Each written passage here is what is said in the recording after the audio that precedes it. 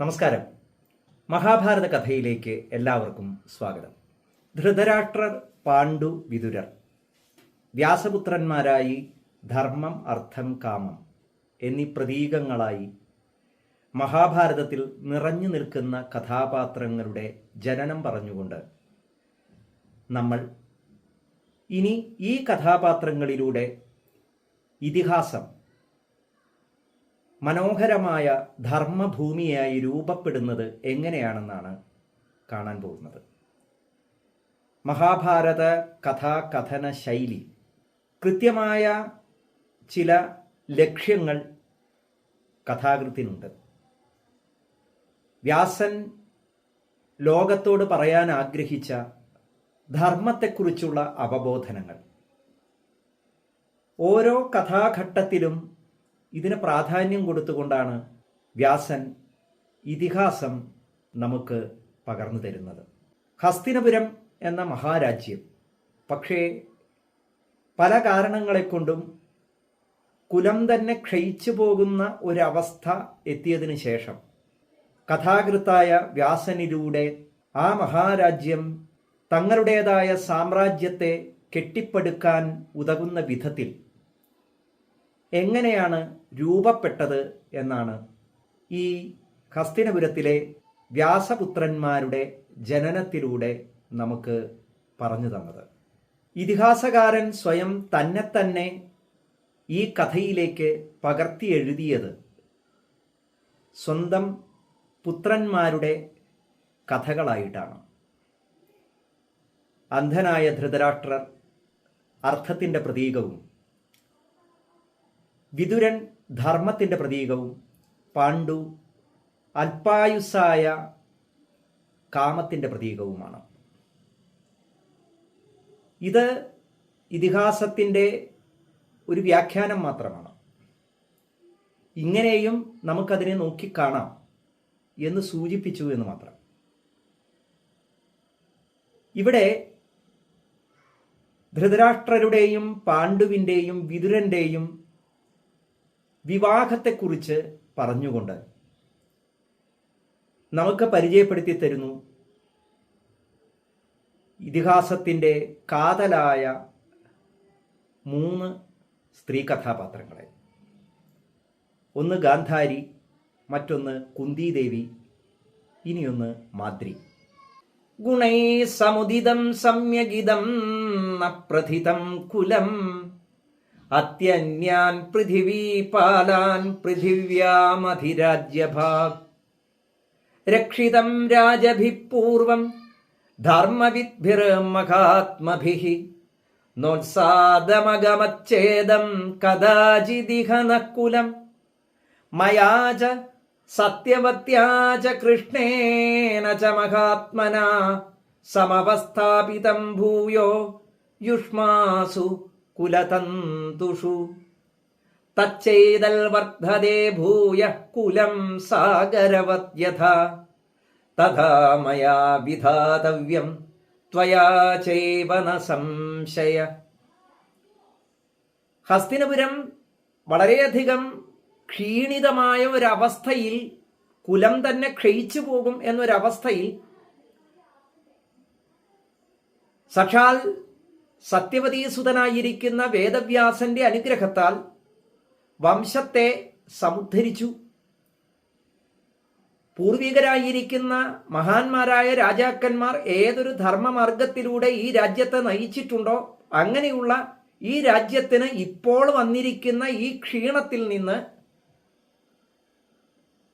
സമുദ്രത്തോളം വ്യാപിക്കുന്ന കീർത്തിയിലേക്ക് നയിക്കേണ്ടത് ഇപ്പോഴുള്ള രാജകുമാരന്മാരാണ്.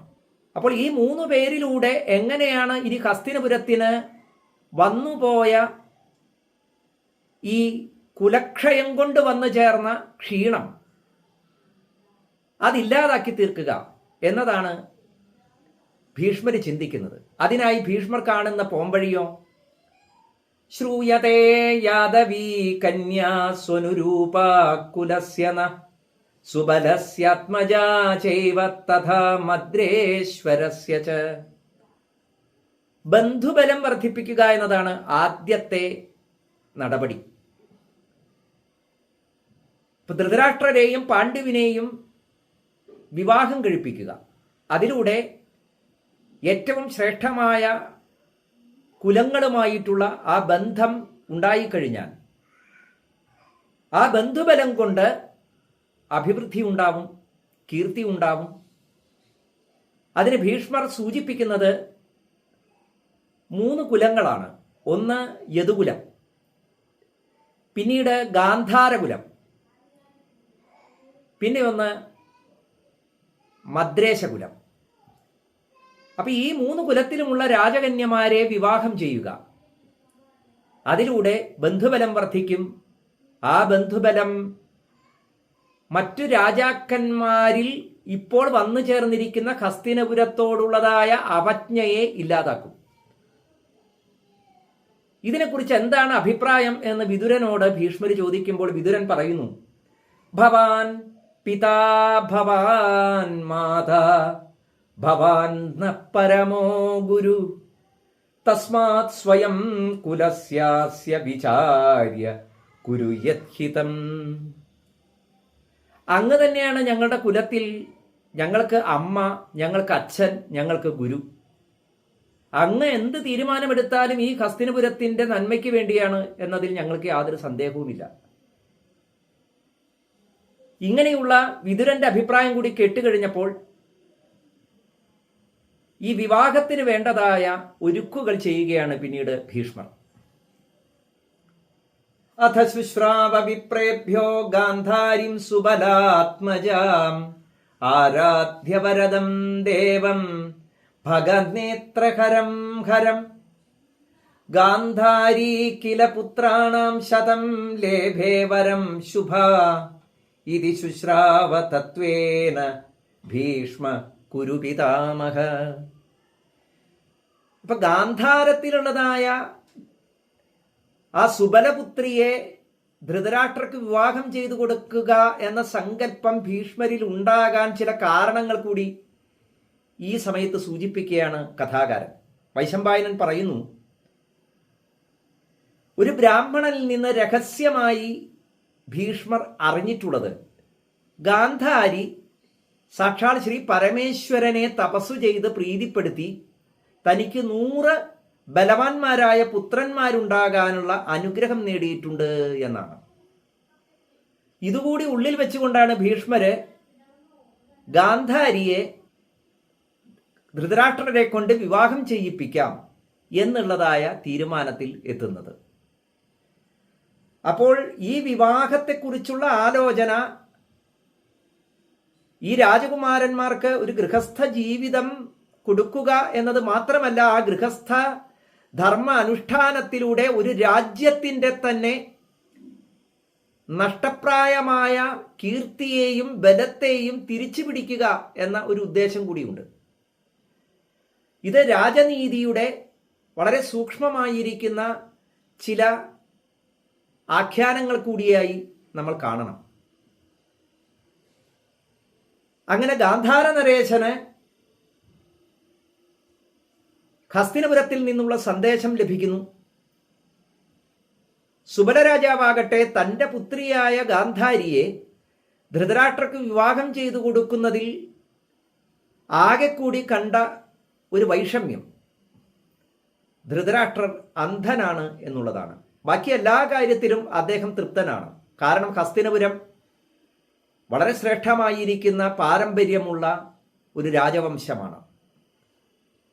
അവിടെ എല്ലാ തീരുമാനങ്ങളും എടുക്കുന്ന ഭീഷ്മർ ആരാധ്യനാണ്. സത്യവതി ആരാധ്യയാണ്. സമ്പത്തിന്റെ കാര്യത്തിലായാലും രാജ്യവിസ്തൃതിയുടെ കാര്യത്തിലായാലും ഹസ്തിനപുരം ഗാന്ധാരത്തെക്കാൾ ഒരുപടി മുകളിൽ തന്നെയാണ്. പക്ഷേ ഗുണവതിയായ തൻ്റെ മകളെ എങ്ങനെയാണ് ഒരു അന്ധന് വിവാഹം ചെയ്തു കൊടുക്കുക എന്ന് അദ്ദേഹം വിഷമിച്ചു. എങ്കിലും കുലത്തിന്റെ മഹത്വം കൊണ്ടും ധൃതരാഷ്ട്രരെ കുറിച്ചുള്ള കേട്ടറിവ്, അദ്ദേഹം അന്ധനാണെങ്കിലും സർവശസ്ത്രാസ്ത്ര പാരംഗതനാണ് എന്നാണ്. ഗാന്ധാരീ ത്വധ ശുശ്രാവ ധൃതരാഷ്ട്രമചക്ഷുഷം ആത്മാനം ദിൽസിതം ചാസ്മൈ പിത്രാ മാത്രാ ച ഭാരത. തൻ്റെ അച്ഛനമ്മമാർ തന്നെ വിവാഹം ചെയ്തു കൊടുക്കാൻ പോകുന്നത് ഒരു അന്ധനാണ് എന്ന് മനസ്സിലാക്കിയ ഗാന്ധാരി വേഗം തന്നെ ഒരു തീരുമാനമെടുത്തു. തതസാ പട്ടമാദായ കൃത്വാ ബഹുഗുണം തദാ ബബന്ധനേത്രേ സ്വേ രാജൻ പതിവ്രതപരായണ. ഒരു പട്ടെടുത്ത് മടക്കി തൻ്റെ കണ്ണിൽ കെട്ടി. പതിവ്രതപരായണയായ ഗാന്ധാരി തൻ്റെ ഭർത്താവിന് എന്തൊക്കെ ഗുണങ്ങളുണ്ട്, ആ ഗുണങ്ങളിൽ കൂടുതൽ ആ ഭർത്താവ് ഏതൊക്കെ തരത്തിലുള്ളതായ ജീവിത സുഖങ്ങൾ ആസ്വദിക്കുന്നുണ്ട്, അതിനേക്കാൾ കൂടുതൽ ഒന്നും തന്നെ എനിക്ക് വേണ്ട എന്ന് തീരുമാനിച്ചു എന്നാണ് കഥാകാരൻ സൂചിപ്പിക്കുന്നത്. നാഭ്യസൂയാം പതിമഹമിത്യേവം കൃതനിശ്ചയ തതോ ഗാന്ധാരരാജസ്യ പുത്ര ശകുനിരഭ്യയാൽ. തൻ്റെ മകൾ വിവാഹവാർത്ത കേട്ട ഉടനെ തന്നെ സ്വന്തം കണ്ണ് കെട്ടി അതിന് തയ്യാറായി എന്ന് മനസ്സിലായി കഴിഞ്ഞപ്പോൾ പിന്നെ ഒട്ടും താമസിച്ചില്ല. ഗാന്ധാര രാജാവ് തൻ്റെ പുത്രിയെ സഹോദരനായിരിക്കുന്ന ശകുനിയോടൊപ്പം എല്ലാ തരത്തിലുമുള്ളതായ ആർഭാടങ്ങളോടും കൂടി ആഭരണങ്ങൾ, ഗജം, അശ്വം എന്നിങ്ങനെയുള്ള വിശിഷ്ടങ്ങളായിരിക്കുന്ന സമ്പത്ത് എല്ലാം കൊടുത്തയച്ച് ഹസ്തിനപുരത്തിലേക്ക് സഹോദരനോടൊപ്പം പറഞ്ഞയച്ച് ഹസ്തിനപുരത്തിൽ കൊണ്ടുവന്ന് ധൃതരാഷ്ട്രരുമായിട്ടുള്ള വിവാഹം നടത്തി. വിവാഹം വിധിപ്രകാരം നടത്തിയതിനു ശേഷം താം തദാ ധൃതരാഷ്ട്രായ ദദൗ പരമസൽകൃതാം ഭീഷ്മസ്യാനുമതേ ചൈവ വിവാഹം സമകാരയൽ. അങ്ങനെ വിവാഹം വേണ്ടതുപോലെ നടത്തി. ആര്? ശകുനി. തൻ്റെ സഹോദരിയെ ധൃതരാഷ്ട്രക്ക് വിധിപ്രകാരം വിവാഹം ചെയ്തു കൊടുക്കുക എന്ന കർമ്മം അതിന് നേതൃത്വം നൽകിയത് ഗാന്ധാരിയുടെ സഹോദരനായിരിക്കുന്ന ശകുനിയാണ്. ദത്വാ സ ഭഗിനീം വീരോ യഥാർഹം ച പരിച്ഛദം പുനരായാത് സ്വനഗരം ഭീഷ്മേണ പ്രതിപൂജിത. അതിനുശേഷം ഭീഷ്മരാൽ വേണ്ടതുപോലെ പൂജിക്കപ്പെട്ടവനായ ശകുനി തിരിച്ച് സ്വന്തം രാജ്യത്തിലേക്ക് പോയി. തൻ്റെ സ്വഭാവ വൈശിഷ്ട്യം കൊണ്ടും പാതിവൃത്യം കൊണ്ടും കുരുവംശീയരായ എല്ലാവരെയും ഗാന്ധാരി സന്തോഷിപ്പിച്ചു എന്ന് പറഞ്ഞുകൊണ്ട് ആ വിവാഹ കഥ പൂർണ്ണമാവുന്നു. ഇവിടെ ധൃതരാഷ്ട്ര ഗാന്ധാരിയെ വിവാഹം ചെയ്ത ഈ കഥ വർണ്ണിക്കുമ്പോൾ 3 കാര്യങ്ങളാണ് വൈശമ്പായനൻ കഥ പറയുമ്പോൾ തന്നെ വരാൻ പോകുന്നതായ ചില കഥകളുടെ സൂചനകളിലേക്ക് നമ്മളെ കൂട്ടിക്കൊണ്ടു പോകുന്നത്. ഒന്ന്, ഗാന്ധാരി ശിവനിൽ നിന്ന് 100 പുത്രന്മാർ തനിക്ക് ഉണ്ടാകണം എന്ന അനുഗ്രഹം നേടിയിട്ടുള്ള കാര്യം ഒരു ബ്രാഹ്മണൻ രഹസ്യമായി ഭീഷ്മരെ അറിയിച്ചിരുന്നു എന്ന കാര്യം. മറ്റൊന്ന്, ഗാന്ധാരിയെ ഗാന്ധാരദേശത്ത് നിന്ന് എല്ലാ ധനാദികളോടെയും കൂട്ടിക്കൊണ്ടുവന്ന് ധൃതരാഷ്ട്രക്ക് വിവാഹം ചെയ്യിപ്പിച്ചു കൊടുക്കാൻ മുന്നിൽ നിന്നത്, നേതൃത്വം കൊടുത്തത് ശകുനിയാണ്, സഹോദരനായ ശകുനിയാണ്.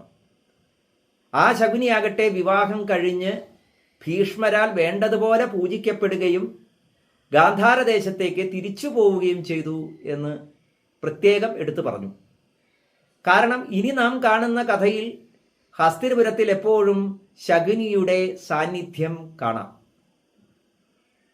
അപ്പോൾ ഈ ഹസ്തിനപുരത്തിൽ ശകുനി ദുര്യോധനാദികളോടൊപ്പം നിത്യസാന്നിധ്യമായി തീർന്നത് എന്നു മുതലാണ് എന്നത് കഥയുടെ ഇനിയുള്ള തുടർച്ചയിലാണ് നമുക്ക് മനസ്സിലാക്കാൻ സാധിക്കുക.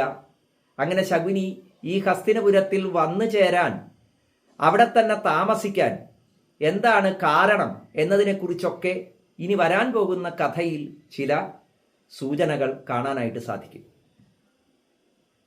മറ്റൊന്ന്, ഗാന്ധാരി സ്വന്തം കണ്ണ് കെട്ടിയത് തൻ്റെ ഭർത്താവിനേക്കാൾ എന്തെങ്കിലും കൂടുതൽ സുഖങ്ങൾ തനിക്ക് വേണം എന്ന് ആ ഗാന്ധാരി ആഗ്രഹിച്ചില്ല.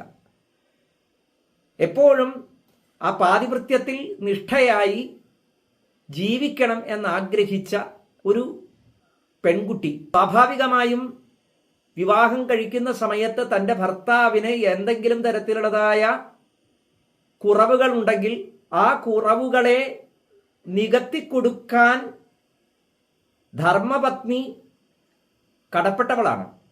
അങ്ങനെയല്ല ഗാന്ധാരി ചിന്തിച്ചത്.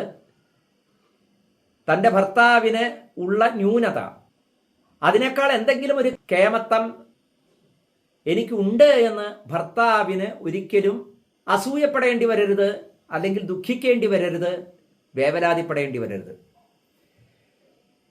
യഥാർത്ഥത്തിൽ ഈ ഗാന്ധാരി സ്വന്തം കണ്ണ് കെട്ടിയത് ശരിയോ തെറ്റോ എന്നൊക്കെ കഥാഖ്യാനത്തിലൂടെ കടന്നു പോകുന്ന പല ആളുകളും പല രീതിയിലും വ്യാഖ്യാനിക്കാറുണ്ട്.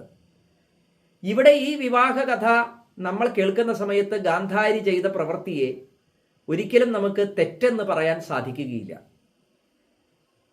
തൻ്റെ അച്ഛനും അമ്മയും തന്നെ ഒരു അന്ധനാണ് വിവാഹം ചെയ്തു കൊടുക്കുന്നത് എന്ന് കേട്ട മാത്രയിൽ തന്നെ തതസ പട്ടമാദായ കൃത്വാ ബഹുഗുണം തഥാ ബബന്ധ നേത്രേ സ്വേ രാജൻ പതിവ്രതപരായണ.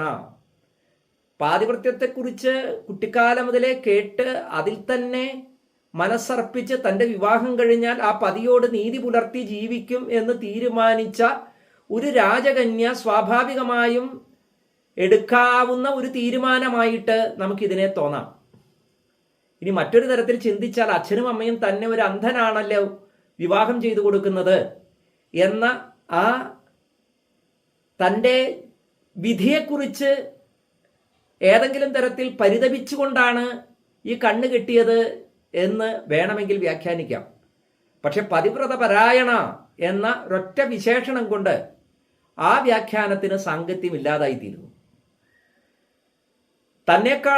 തൻ്റെ പതിയേക്കാൾ കൂടുതൽ എന്തെങ്കിലും സുഖങ്ങൾ തനിക്ക് വേണ്ട എന്ന് തീരുമാനിച്ചു എന്ന് പറയുമ്പോൾ ഗാന്ധാരി കണ്ണ് കെട്ടിയത് അത് ഒരു പരിത്യാഗം തന്നെയാണ് എന്ന് ഇപ്പോൾ ഈ കഥ കേൾക്കുമ്പോൾ നമുക്ക് മനസ്സിലാക്കാൻ സാധിക്കും. മഹാഭാരതത്തിൻ്റെ പ്രത്യേകത, കഥ കേട്ടുകൊണ്ടിരിക്കുമ്പോൾ ആ കഥയിൽ, ആ കേൾക്കുന്ന മാത്രയിൽ നമുക്ക് തോന്നുന്ന ശരികൾ ഒരുപക്ഷെ കഥയുടെ മുന്നോട്ടുള്ള ആ ഗതിയിൽ പലപ്പോഴും ആ ശരികൾ തെറ്റുകളായി പരിണമിക്കാം, തെറ്റുകൾ ശരികളായി പരിണമിക്കാം. നമ്മുടെ മനസ്സിൽ അങ്ങനെ ശരി തെറ്റുകളെക്കുറിച്ച് അനവധി തരത്തിലുള്ളതായ പല വഴികളിലൂടെ ചിന്തിച്ച് വ്യാഖ്യാനിക്കാൻ നമ്മുടെ മനസ്സിനെ പഠിപ്പിക്കുന്ന ഒരു രീതിയാണ് ഇതിഹാസകാരൻ സ്വീകരിച്ചിരിക്കുന്നത്. അതുകൊണ്ട് തൽക്കാലം ഇവിടെ സുബലപുത്രിയായ ഗാന്ധാരിയെ ധൃതരാഷ്ട്ര വിവാഹം കഴിച്ച സമയത്ത് തൻ്റെ ഭർത്താവ് അന്ധനാണെന്നറിഞ്ഞ് ഗാന്ധാരി സ്വയം ഒരു പട്ടെടുത്ത് തൻ്റെ കണ്ണ് കെട്ടി എന്ന ആ കഥയെ നമുക്ക് ഗാന്ധാരിയുടെ പരിത്യാഗമായി തന്നെ മനസ്സിലാക്കി ഹൃദയത്തോട് ചേർത്ത് വയ്ക്കാം. കാരണം ഇങ്ങനെ ഒരു കഥാപാത്രം ലോകത്തിൽ മറ്റൊരു ഇതിഹാസത്തിലും നമുക്ക് കാണാൻ സാധിക്കുകയില്ല. തൻ്റെ ഭർത്താവിൻ്റെ അന്ധതയെ പരിഗണിച്ചുകൊണ്ട് സ്വന്തം കാഴ്ചകളെ, ആ ഭർത്താവ് കാണാത്ത ഒരു ലോകവും എനിക്ക് വേണ്ട എന്ന് തീരുമാനിച്ച ഗാന്ധാരിയുടെ ആ തീരുമാനം, അതുപോലെ ഒരു തീരുമാനമെടുത്ത് സ്വന്തം കണ്ണ് കിട്ടിയ ആരെയും നമുക്ക് മറ്റൊരു ഇതിഹാസ കഥകളിലും കാണാൻ സാധിക്കുകയില്ല. ഇതിഹാസകാരൻ്റെ കഥനത്തിലുള്ളതായ മികവും പ്രത്യേകതയും ഒക്കെ നമുക്ക് ഈ കഥയിൽ വളരെ വ്യക്തമായി തന്നെ ബോധ്യപ്പെടുന്നുണ്ട്. ഇനിയുള്ള കഥ പാണ്ഡുവിൻ്റെ വിവാഹം, അത് നമുക്ക് അടുത്ത അധ്യായത്തിൽ കേൾക്കാം. നമസ്കാരം.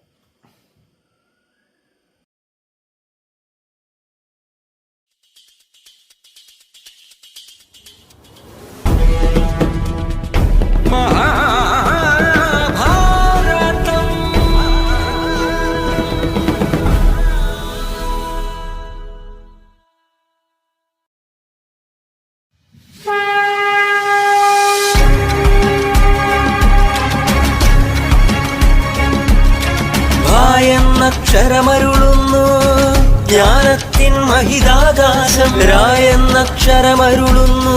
വീര്യമുണർത്തും ചരിതങ്ങൾ തായെന്നക്ഷരമരുളുന്നു. താത്വിക ദർശന മന്ത്രങ്ങൾ ഭാരതമങ്ങനെ നിറയുന്നു. വിശ്വം മുഴുവൻ